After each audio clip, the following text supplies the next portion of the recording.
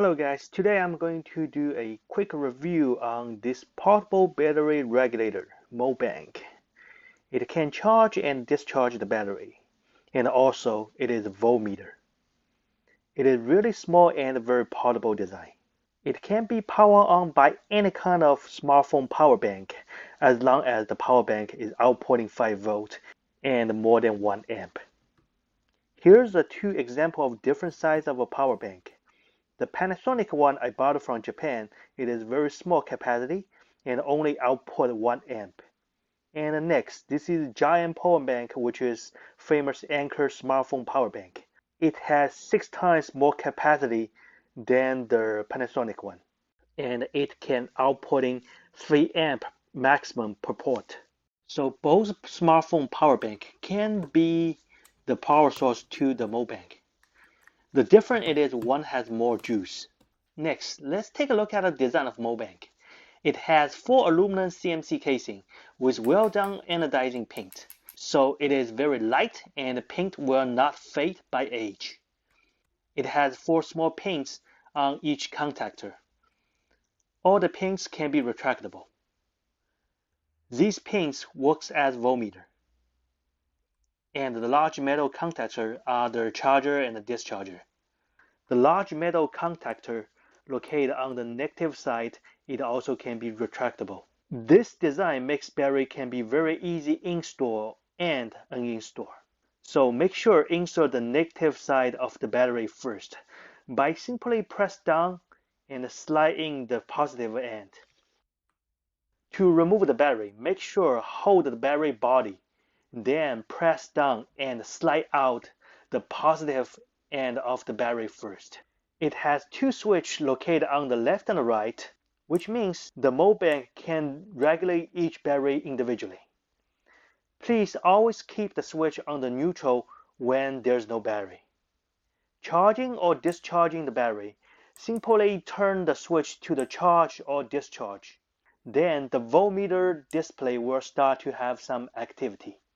And by the way, the voltmeter display will not be accurate when you are charging or discharging process ongoing, due to there's electricity flowing. Simply turn the switch to the neutral. The LCD will display the current voltage of the battery. The number will keep changing due to the voltage drop.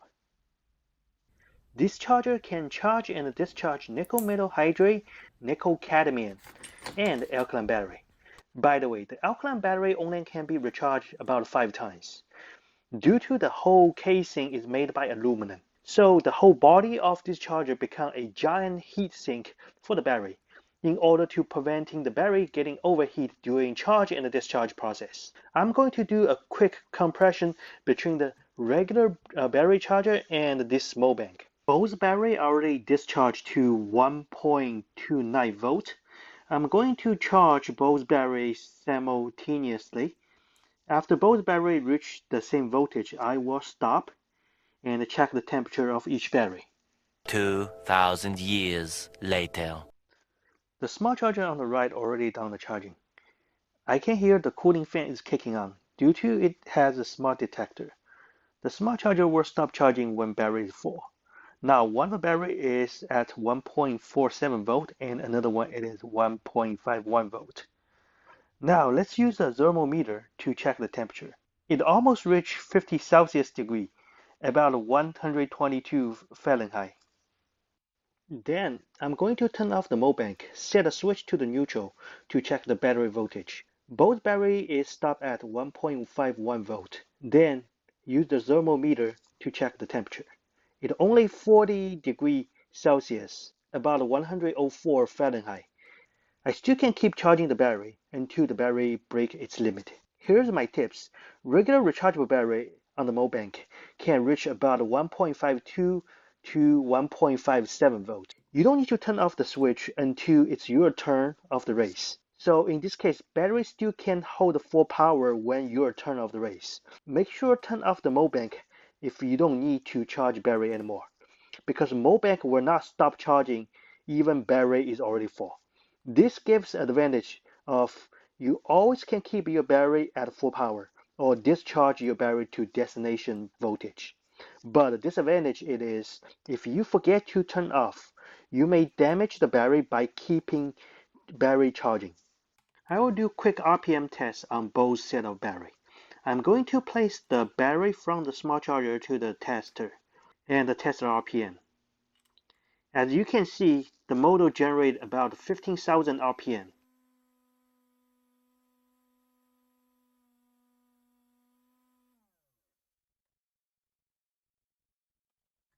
Now I'm going to check the RPM from the MoBank.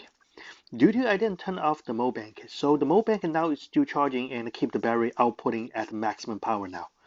This is a big advantage of MoBank. If you need the full power of the battery, just keep MoBank on charging mode.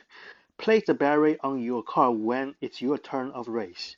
Or discharge your battery to your destination voltage to help car more stable at race. So right now you can see the RPM about 15480.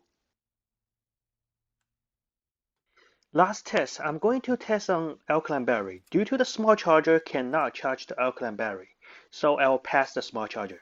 From the brand new package of alkaline battery, it is about 1.59 volt. So I'm going to test the initial RPM on brand new alkaline battery. So as you can see, the RPM it is at 15840. Now I'm going to charge the alkaline battery and push the voltage to as much as I can on the MoBank. After 3 minutes charging, now the alkaline battery is stopped at 1.81 volt. I know I can push more, but I'm just gonna stop here. Let's check the temperature first. It's only about 28 Celsius degree. It is about 82 Fahrenheit. Now I'm going to test the RPM on this over voltage alkaline battery.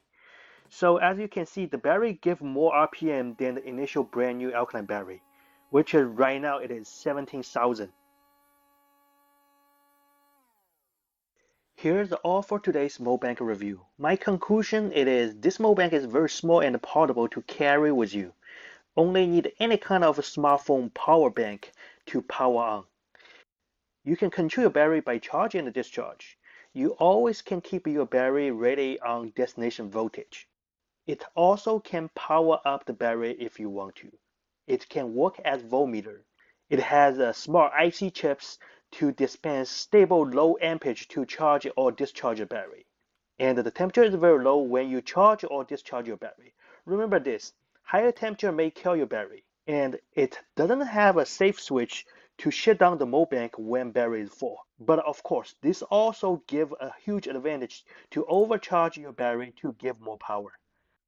But still, make sure to remove the battery and turn off the MoBank when you are not using it. Overall, this is very powerful and convenient battery regulator for Tamiya Mini 4-wheel drive, especially for Japan Cup. You're only allowed to race one car, so you can focus on one pair of battery for the detail. Okay, this is pretty much for today's video. If you have any concern or any mistake I made in this video, or any update information I didn't include in this video, please leave a comment or email to service@m4d10.com. If you like my channel, please go ahead and subscribe to my channel.